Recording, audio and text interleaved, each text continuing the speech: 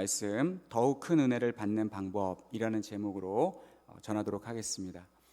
처음에 지난주에 주보를 만들 때는 7절 말씀에 마귀를 대적하라라는 말씀이 있어서 마귀들과 싸울지라라는 제목으로 설교를 준비를 하려고 했으나 설교를 준비해 보니까 6절에 더욱 큰 은혜에 집중해서 말씀을 전하는 게 낫겠다 싶어서 본문과 4절부터로 바꾸고 또 제목도 바꿨습니다.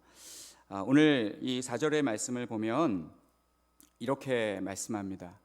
가늠한 여인들아, 세상과 벗된 것이 하나님과 원수됨을 알지 못하느냐라고 말씀합니다. 이 가늠한 여인들, 이 말씀이 실제로 가늠한 여인들일까? 그런 생각이 들어서 이제 원어 성경도 찾아보고 했습니다. 그 밑에 나나주에는 또는 가늠한 사람들아라고 되어 있습니다. 그런데 실제로도 여인들아라고 되어 있습니다. 이 가늠한 여인들은 이 바람난 유부녀를 가리키기보다 세상과 벗된 그리스도인을 가리키는 것입니다. 왜냐하면 이 가늠한 여인들이라고 하는 것을 보아 한 사람을 지칭하는 것이 아니라 다수의 사람을 가리키고 있기 때문입니다. 호세아서의 말씀을 보면 호세아의 바람난 아내 고멜이 등장하는데, 고멜은 실제 인물이기도 하지만 이스라엘을 예표하고 있는 인물입니다.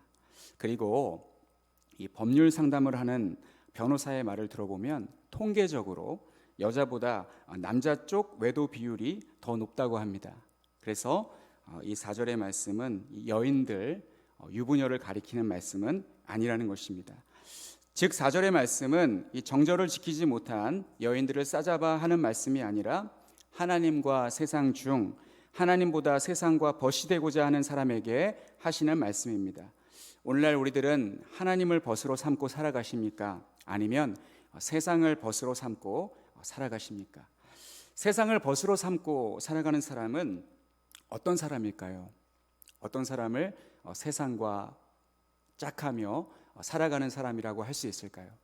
여러 가지가 있겠습니다. 쾌락을 추구하는 사람을 예로 들 수 있겠지만 대표적으로 주일을 일요일로 여기고 살아가는 사람입니다. 급한 일이 있어서 주일을 범할 수 있습니다만 충분히 주일을 지킬 수 있는데도 주일을 범하는 경우가 있습니다. 예를 들면 휴가 계획을 세울 때 주일을 지키는 방향으로 계획을 세워야 되는데 주일을 포함해서 여행을 가시는 경우가 있습니다. 과거에 이 선배 목사님들과 성도님들은 주일 성수에 온 힘을 기울였습니다. 우리 교회도 과거에는 주일 성수를 굉장히 엄격하게 지켰다라는 말씀을 어르신들에게 들었습니다. 그러다 보니까 지나친 것은 모자란 것보다 못하다라는 말이 통할 정도로 지나친 면이 없잖아 있었습니다. 그래서 오늘날 목사님들은 성도님들에게 주일 성수를 선배 목사님들처럼 가르치지는 않습니다. 그러다 보니 오늘날 성도들은 비교적 자유롭게 주일을 지키고 있습니다.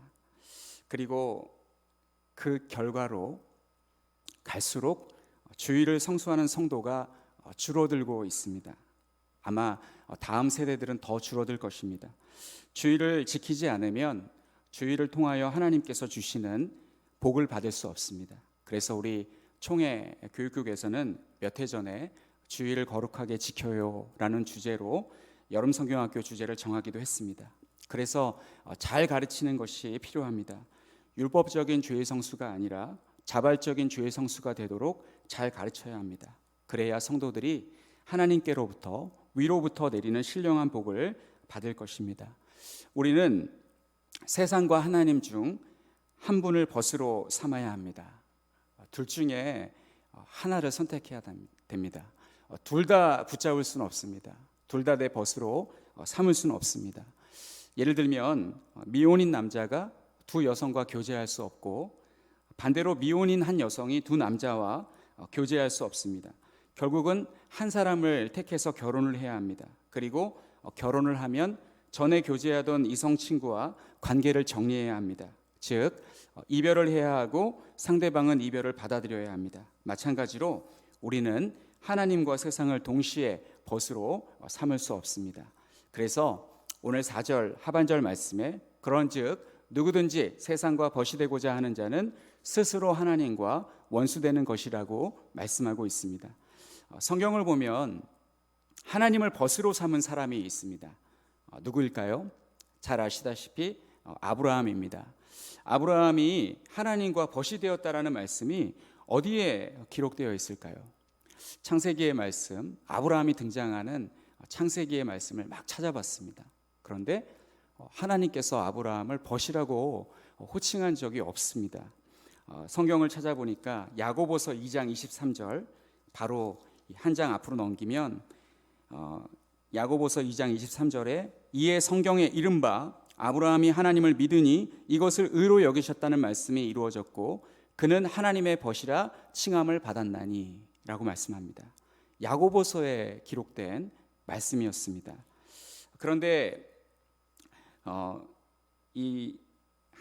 아브라함이 하나님을 믿으니 이것을 의로 여기셨다는 말씀은 창세기에 있고 또 하나님께서 아브라함을 벗이라고 불렀던 말씀도 또 구약 성경에 있습니다. 어디에 있냐면 이사야서에 있습니다. 이사야서 41장 8절 말씀을 보니까 그러나 나의 종 너 이스라엘아 내가 택한 야곱아 나의 벗 아브라함의 자손아, 이 말씀을 통해서 하나님은 아브라함을 벗으로 생각하시는구나 라는 것을 알게 해줍니다.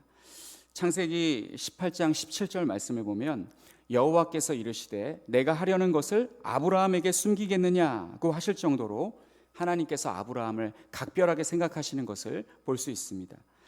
성경에서 예를 들면 하나님께서 소돔과 고모라를 멸망시키려고 하실 때 아브라함이 하나님의 계획에 자꾸 딴지를 겁니다. 저는 담임 목사님이 저에게 어떤 지시를 내리시면 이유를 불문하고 그대로 하지 왜 그러십니까? 라고 따지지 못합니다. 왜냐하면 저는 부교역자지 담임 목사님의 친구가 아니기 때문에 그렇습니다. 그런데 아브라함은 하나님이 말씀하시는데 소돔과 고모라 성을 멸망시키겠다고 말씀하시는데 의인 50명이 있어도 멸망시키겠습니까? 라고 하나님께 말씀을 드립니다. 그러자 하나님께서 의인 50명이 있으면 멸망시키지 않겠다라고 하시니까 조심스럽게 5명을 깎습니다. 45인이 있으면 어떻게 하시겠습니까? 45인이 있어도 멸망시키지 않겠다. 그러더니 이제부터는 용기가 생겼는지 10명씩 막 깎습니다. 40명, 30명, 20명, 10명까지 내려갔습니다. 하나님께서 중간에 아브라함의 말을 끊지 않으시고 다 들어주시는 것을 보면 하나님은 자신을 믿는 믿음을 아브라함의 의로 여기시고 아브라함을 친구로 여기셨기 때문이라고 생각합니다. 사랑하는 성도 여러분, 우리가 하나님을 믿으면 하나님의 벗이 될 수 있을 뿐만 아니라 예수님의 말씀에 순종하면 예수님의 친구가 될 수 있습니다. 요한복음 15장 14절로 15절 말씀을 보면 너희는 내가 행하는 대로 행하면 너희는 내가 명하는 대로 행하면 곧 나의 친구라. 이제부터는 너희를 종이라 하지 아니하리니 종은 주인이 하는 것을 알지 못함이라. 너희를 친구라 하였노니 내가 내 아버지께 들은 것을 다 너희에게 알게 하였음이라고 말씀하셨습니다. 5절 말씀을 보면 하나님께서 성령이 시기하기까지 우리를 사모하신다고 말씀하고 있습니다. 이 5절의 말씀은 참 어려운 말씀입니다. 난제라고 할 수 있는 말씀인데 이 말씀을 문맥과 관계없이 읽으면 전혀 엉뚱한 해석이 나올 수 있습니다. 삼위 하나님께서 자체 모순이 있는 것으로 해석할 수 있습니다. 성부 하나님이 성령이 시기하기까지 너희를 사모한다는 식의 해석이 나올 수 있습니다. 그래서 얼마나 하나님이 우리를 사랑하시면 성령님께서 시기하실 정도겠느냐, 그 정도로 하나님께서 우리를 사랑하신다. 얼마나 은혜가 되는 해석입니까? 그러나 신학을 공부한 사람은 이렇게 묵상하지 않습니다. 그래서 신학 교육이 참 중요한 것입니다. 성령께서 무엇을 시기하시느냐, 이 4절 말씀과 연결해서 해석하면 자연스럽게 이해할 수 있습니다. 하나님은 인간이 세상과 벗이 되는 것을 하나님께서 시기하신다라는 말씀으로 받아들여야 합니다. 하나님은 질투하시는 하나님이십니다. 질투는 열정입니다. 하나님은 우리를 열정적으로 사랑하십니다. 하나님은 십계명에서 우상 숭배를 금하실 때 자신과 성도 사이에 우상은 절대로 끼어서는 안 된다고 말씀하셨습니다. 저는 총신대 기독교 교육과를 다닐 때 정정숙 교수님이라는 여교수님으로부터 상담학을 배웠습니다. 그분은 상담학을 전공하셨는데 부부 사이를 손바닥으로 표현해 주셨습니다. 이 손바닥이 제대로 붙어 있으려면 이 손바닥 사이에 이물질이 들어가면 안 된다고 하시면서 부부 관계를 설명해 주셨습니다. 마치 이 주보 한 장이 손바닥 사이에 딱 들어가면 손바닥이 붙을 수 없는 것과 마찬가지라는 것입니다. 하나님과 성도의 관계도 마찬가지입니다. 하나님은 자신과 성도 사이에 다른 무엇인가를 위치시키는 것을 허용하신 적이 단 한 번도 없습니다. 그러나 구약의 이스라엘 백성들은 우상을 자기들과 하나님 사이에 놓았습니다. 그 결과 하나님은 우상을 파괴하시고 이스라엘 백성에게 벌을 주셨습니다. 그러나 하나님께서는 더욱 큰 은혜를 이스라엘 백성들에게 그리고 우리 인생에게 주셨습니다. 더욱 큰 은혜란 무엇이겠습니까? 야고보서 2장 23절 말씀에 아브라함이 하나님을 믿으니 이것을 의로 여기셨고 하나님의 벗이라 칭함을 받았다고 말씀하였습니다. 어떻게 아브라함이 하나님께서 의로 인정하실 믿음을 갖게 되었겠습니까? 하나님께서 아브라함에게 은혜를 베풀어 주셨기 때문입니다. 하나님께서 세상에 죄악이 가득함을 보시고 물로써 세상을 심판하고자 하시고자 하실 때 노아와 노아의 자식들은 방주를 만들어 생명을 보존케 하십니다. 창세기 6장의 말씀을 보면 노아가 의인이고 당대의 완전한 자이고 하나님과 동행하였다라고 말씀하시기 전에 6장 8절 말씀에 그러나 노아는 여호와께 은혜를 입었더라고 말씀하고 있습니다. 이와 같이 아브라함이 하나님을 믿을 수 있었던 것은 하나님께서 아브라함에게 은혜를 주셨기 때문입니다. 우리에게도 이와 같은 은혜가 필요합니다. 야고보 사도는 우리가 아브라함이 받았던 은혜보다 더욱 큰 은혜를 받기 위하여서 7가지를 요구하고 있습니다. 이 오늘 말씀의 제목이 더욱 큰 은혜를 받기 위한 받는 방법인데요. 7가지를 요구하고 있습니다. 첫 번째는 7절 말씀에 하나님께 복종하라고 말씀합니다. 그 이유는 6절 말씀에 나와 있습니다. 그러므로 6절 말씀에 그러나 더욱 큰 은혜를 주시나니 그러므로 일러스되 하나님이 교만한 자를 물리치시고 겸손한 자에게 은혜를 주신다 하였느니라. 이 일러스데라는 말씀을 통해서 구약 성경을 인용한 말씀이라는 것을 알게 해주는데 잠언 3장 34절 말씀에 진실로 그는 거만한 자를 비웃으시며 겸손한 자에게 은혜를 베푸시다니 라고 말씀합니다. 사도들이 성경을 인용하는 것을 보면 우리가 쉽게 지나치기 쉬운 잠언과 전도서 시편의 말씀을 인용하는 경우가 있습니다. 그 정도로 사도들은 구약 성경에 잠언이나 전도서 같은 말씀도 유심히 보아 두었다가 성경을 기록할 때 인용하여서 하나님의 말씀을 기록하고 있습니다. 교만한 자는 하나님께 복종하지 않고 겸손한 자가 하나님께 복종합니다. 하나님은 겸손한 자에게 은혜를 베풀어 주십니다. 그래서 우리는 하나님께 복종해야 합니다. 사랑하는 성도 여러분, 새해 하나님께 더욱더 큰 은혜를 받고 싶으십니까? 하나님께 축복 달라고 기도하시기보다 하나님께 복종하는 것이 더욱 큰 은혜를 받기에 더 빠른 방법이라는 사실을 항상 기억하시기 바랍니다. 두 번째는 마귀를 대적하라고 말씀하십니다. 마귀는 이 4장 1절부터 4절까지 기록되어 있는 야고보서 4장 1절로 4절까지 기록되어 있는 싸움, 다툼, 정욕, 욕심, 살인, 시기, 다투고 싸우는 것, 정욕으로 쓰려고 잘못 구하는 것, 세상과 벗이 되고자 하는 것, 하나님과 원수되는 것을 조장하는 자입니다. 마귀는 사탄입니다. 사탄은 우리를 실족시키는 악한 영입니다. 하나님은 한번 택한 백성을 절대로 잃어버리거나 빼앗기시지 않습니다. 사탄이 그것을 모를 리가 있겠습니까? 그런데도 사탄은 성도들을 죽는 순간까지 따라다니며 범죄케 하고 실족시키려고 합니다. 일부 성도들이 말년에 큰 죄를 저질러 크게 수치를 당하는 일이 종종 발생하고 있습니다. 그래서 우리는 단 한순간도 방심해서는 안 되고 끝까지 마귀를 대적해야 합니다. 베드로전서 5장 8절로 9절 말씀에 근신하라 깨어라 너희 대적 마귀가 우는 사자같이 두루다니며 삼킬 자를 찾나니 너희는 믿음을 굳건하게 하여 그를 대적하라.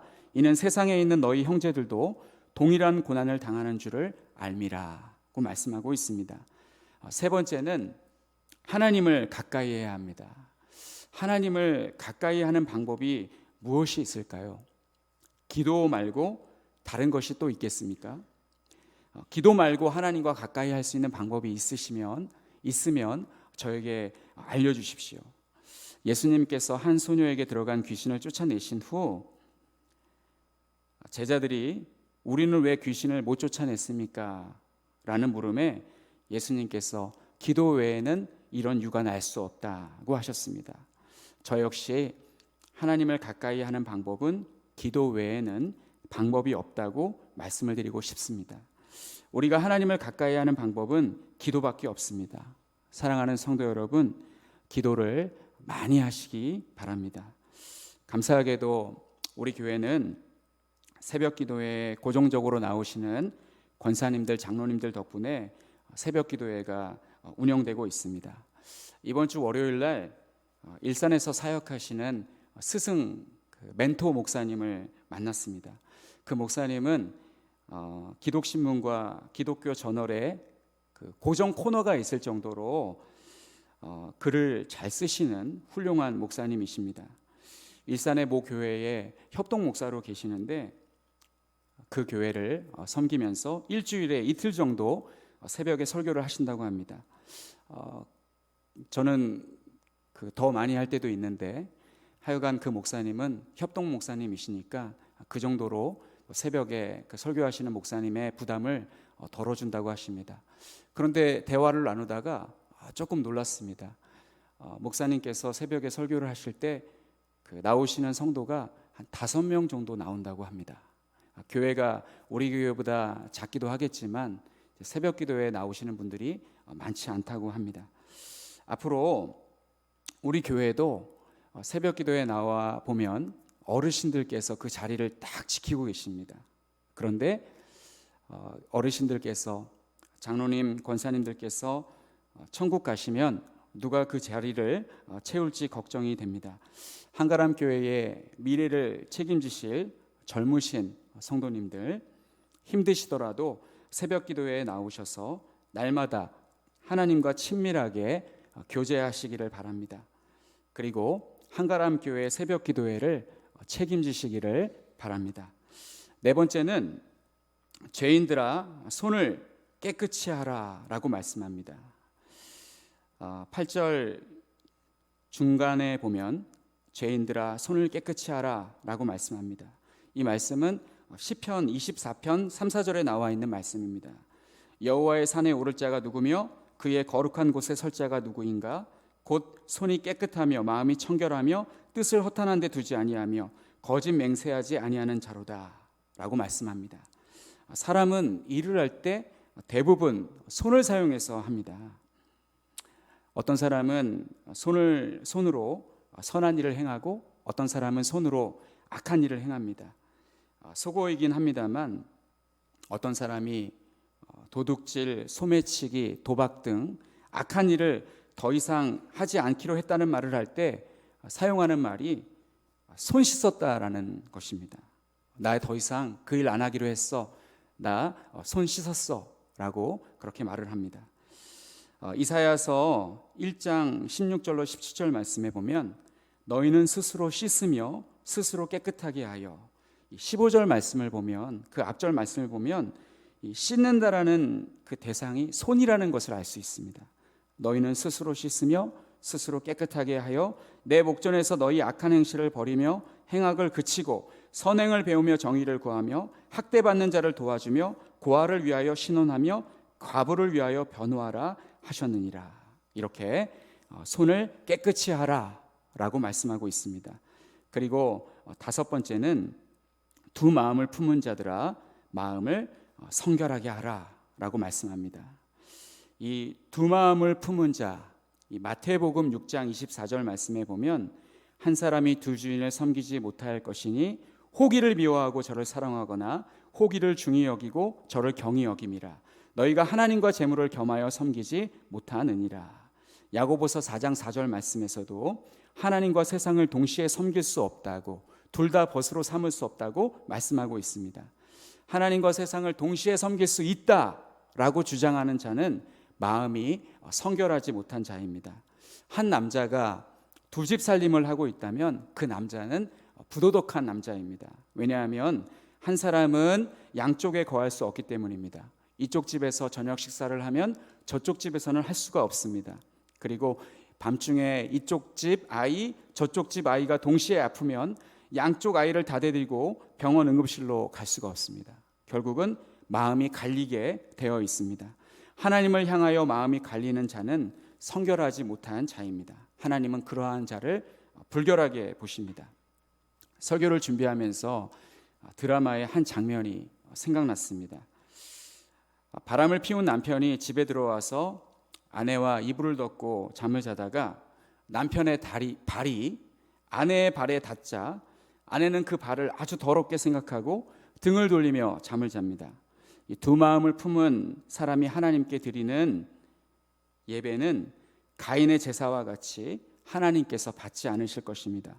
그러므로 우리는 마음을 성결하게 하여 세상을 등지고 하나님께 향해야 될 줄로 믿습니다. 여섯 번째는 슬퍼하며 애통하며 울지어다 라고 말씀합니다. 이 말씀은 산상보훈에 예수님께서 하신 말씀입니다. 야고보서의 말씀을 보면 산상보훈에서 예수님께서 하셨던 말씀이 자주 등장합니다. 총 19번이 등장하는데 4장 안에서만 5번이 나옵니다. 그 중에 이 9절의 말씀 슬퍼하며 애통하며 울지어다, 이 말씀은 팔복 중에서 두 번째 말씀입니다. 애통하는 자는 복이 있나니 저희가 위로를 받을 것이니라 라고 하셨습니다. 무엇에 대한 애통입니까? 자기 소유를 돌아보는 사람은 반드시 애통하게 되어 있습니다. 자기 소유를 돌아보면서 정말 내가 잘했다 라고 자부할 수 있는 사람은 많지 않을 것입니다. 저는 한가람교회에 부임하기 전에 몇몇 교회를 거쳤습니다. 한가람교회 이력서와 자기소개서를 쓸 때만 해도 저는 항상 이렇게 자기소개서에 썼습니다. 그동안 사역했던 교회를 최선을 다해서 잘 섬겨왔다고 썼습니다. 그러나 요즘에는 철이 들었는지 옛날 생각을 하면 잘한 것보다 잘못한 것이 생각이 납니다.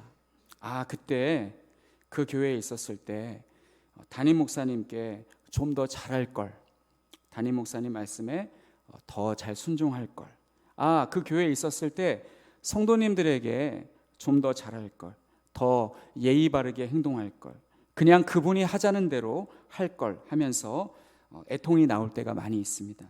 그래서 다시 이력서와 자기소개서를 쓰게 된다면 그동안 섬겨왔던 교회에서 최선을 다해서 헌신적으로 섬겨왔다는 말 대신에 교회에 많은 민폐를 끼치면서 사역해 왔습니다 라고 고쳐야 할 것 같습니다.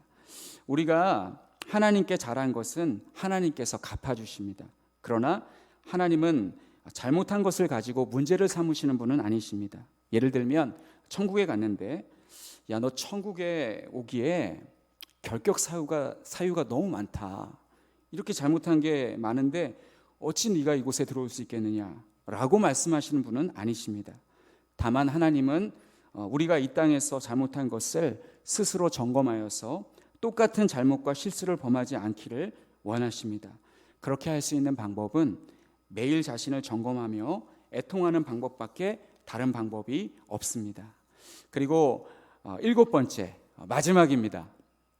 7번째, 주 앞에서 낮추라 라고 말씀합니다. 마지막 7번째는 이 6절 말씀과 같은 말씀입니다. 6절에 그 더욱 큰 은혜를 받는 방법, 첫 번째이기도 한데 첫 번째와 마지막이 같다고 할 수 있겠습니다. 하나님이 겸손을 얼마나 중요하게 생각하시는지 처음 시작할 때도 말씀하시고 마칠 때도 주 앞에서 낮추라라고 말씀합니다. 성경에서 중요하게 생각하는 덕목을 믿음, 소망, 사랑 세 가지로 생각하는 사람은 성경을 잘 모르는 성도입니다. 새신자일 경우가 되게 그렇게 생각을 합니다. 그 외에도 항상 기뻐하라, 쉬지 말고 기도하라, 범사에 감사하라는 말씀도 있습니다. 그리고 성경을 또 자세히 보면 다른 곳에서 인내와 절제를 강조하는 말씀도 있습니다. 오늘 본문에서는 겸손을 강조하고 있습니다. 자신을 낮추는 것을 강조하고 있습니다.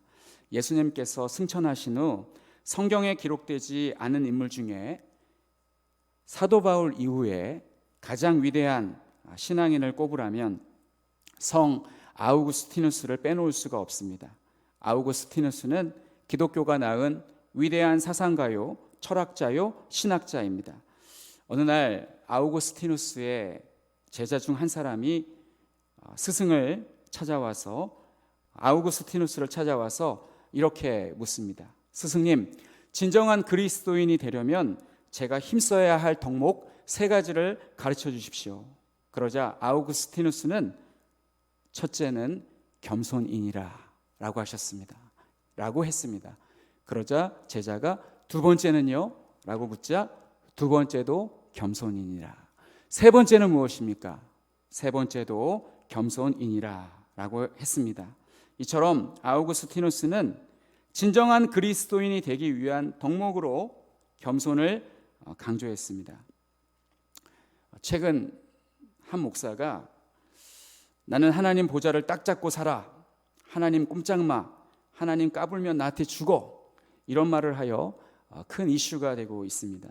하나님은 성경을 통하여서 자신을, 나를 주 앞에서 낮추라고 하셨지 자기를 하나님보다 더 높이라고 하신 적이 없습니다. 그러나 어떤 목사님들은 자기가 목사라는 이유로 하나님은 내 편이라는 착각 속에 살아가기도 하고 문득 떠오른 생각을 하나님이 주신 생각, 계시라고 주장하기도 하고 꿈을 꾸고 하나님께서 꿈으로 자기에게 하나님의 뜻을 알리셨다고 주장하기도 합니다. 이러한 모든 행태를 3글자로 무엇이라고 하시는지 아십니까? 개수작이라고 합니다. 그런 말에 절대로 미혹되지 마시길 바랍니다. 차라리 주 앞에서 자신을 낮추면 주께서 높여주십니다. 자신을 높이려고 하면 하나님께서 그 사람을 낮추시고 여러 사람을 통하여서 그 사람을 낮추시고 자신을 낮추면 하나님께서 높여주신다는 말씀을 꼭 기억하시고 항상 겸손하게 하나님과 성도들 앞에서 자신을 낮추며 하나님께서 높여주시는 축복을 누리며 살아가시는 우리 모두가 되시기를 간절히 축원합니다.